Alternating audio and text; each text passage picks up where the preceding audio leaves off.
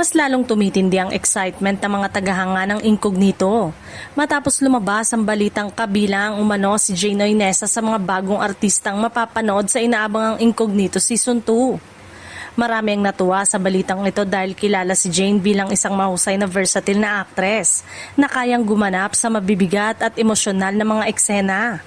Ayon sa mga ulat na kumakalat online, makakasama si Jane at iba pang bagong mukha sa ikalawang season ng hit action drama series.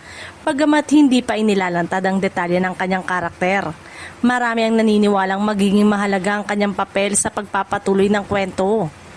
Dahil sa husay ni Jane sa pagganap sa iba't ibang proyekto, marami ang naniniwalang malaking dagdag siya sa powerhouse cast ng Incognito.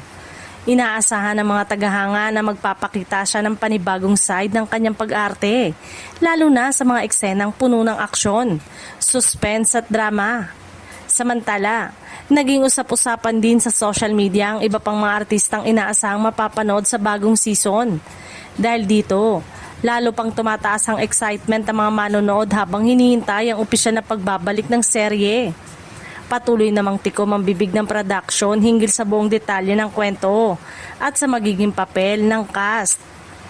Gayunpaman, inaasahang unti-unti itong ihahayag sa mga susunod na anunsyo bago ang premiere ng ikalawang season. Sa ngayon ay maraming fans na nagsasabing isa si Jane Oinesa sa mga artistang pinaka-inaabangan nilang mapanood sa Incognito Season 2.